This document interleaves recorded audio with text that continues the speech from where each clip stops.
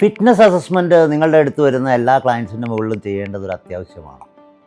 ആണെന്നാണ് ഉത്തരമെങ്കിൽ നിങ്ങൾ pre participation സ്ക്രീനിങ്ങിനെയും fitness അസസ്മെൻറ്റിനെയും രണ്ടിനെയും കൂട്ടിക്കുഴക്കുകയാണ് ചെയ്യുന്നത്. പ്രീ പാർട്ടിസിപ്പേഷൻ സ്ക്രീനിങ് എന്ന് പറഞ്ഞു കഴിഞ്ഞാൽ ഒരാളൊരു സ്ട്രക്ചേർഡ് വർക്കൗട്ട് പ്രോഗ്രാം സ്റ്റാർട്ട് ചെയ്യുന്നതിന് മുമ്പ് സ്ട്രക്ചേർഡ് വർക്കൗട്ട് പ്രോഗ്രാം ചെയ്തു കഴിഞ്ഞാൽ ഏതെങ്കിലും തരത്തിലുള്ള കിഡ്നി സംബന്ധമായ, ഹൃദയ സംബന്ധമായ, മെറ്റബോളിക് സംബന്ധമായ കോൺട്രാഡിക്ഷൻസ് ഉണ്ടാവാൻ സാധ്യതയുണ്ടോ എന്നൊരു ട്രെയിനർ ചെക്ക് ചെയ്യുന്നതാണ്.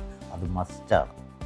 ഫിറ്റ്നസ് അസസ്മെൻ്റ് എന്ന് പറയുന്നത് നിങ്ങളൊരു പ്രോഗ്രാം സ്റ്റാർട്ട് ചെയ്തിട്ട് പ്രോഗ്രസീവ്ലി മുകളിലേക്ക് പോകുന്ന സമയത്ത് പ്രോഗ്രാമിൻ്റെ പ്രോഗ്രഷൻ സ്വന്തമായിട്ട് ഇവാലുവേറ്റ് ചെയ്യാനും ക്ലയൻസിന് റിസൾട്ട് വരുന്നത് അവർക്ക് കാണിച്ചു കൊടുക്കാൻ വേണ്ടിയായിരിക്കണം, അവരെ മോട്ടിവേറ്റ് ചെയ്യാൻ വേണ്ടിയായിരിക്കണം ഫിറ്റ്നസ് അസസ്മെൻറ്റ്.